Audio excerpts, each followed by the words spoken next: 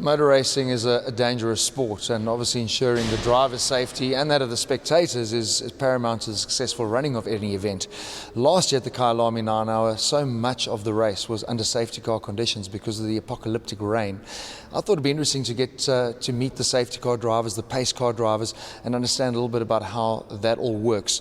Now, the nice thing about a safety car driver or a pace car driver is they need to know what they're doing. They need to be experienced racing car drivers. Why are you laughing, Franco de Matteo?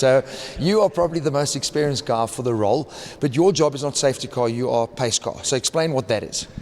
Okay, Marius, the pace car is actually the guy that actually starts the race. So we park right in front when the grid is formed at the back of us.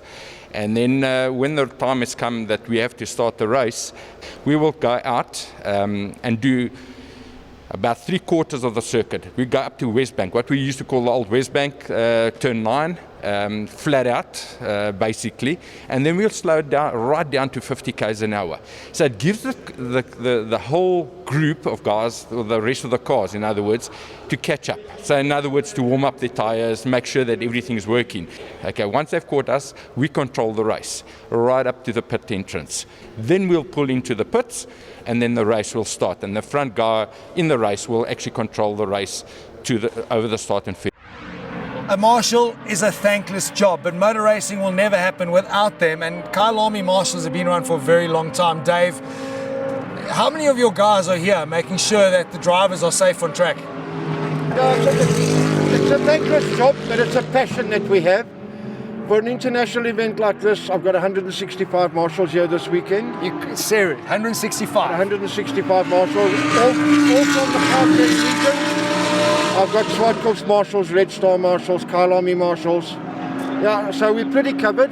It's a long time for the guys standing on the side. You can't doze off. You've got to be super alert because they're often the first point of call. What happens if there's an incident? Do they radio it in, or how does it work?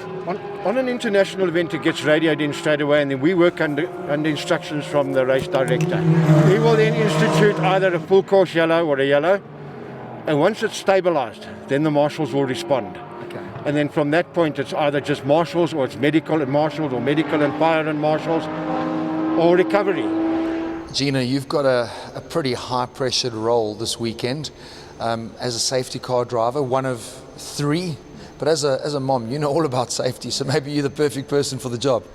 Yeah, actually, as a safety car driver, you shouldn't want to go out because that means there's trouble on track. So for us, we hope that we get to sit around all day. But actually, the role is just to make sure that if there is an incident on track, that we keep the cars a bit slower, back everybody up, and then we make sure that they're keeping heat in their tires and in their brakes. Now that is what's really difficult because we've got a smaller field this year, so probably less chance of safety car situations, but it's weather, and that's what brought the safety car out for a long spell last year. Really, really difficult then from a driving perspective in those treacherous conditions to ensure that you stay safe, but also quick enough to keep the heat in the tires, like you said. Yeah, there was no visibility last year in the rain.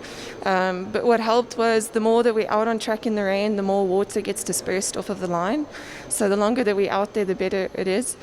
There is rain forecast, so let's see how it goes. We hope that everyone can keep it on track.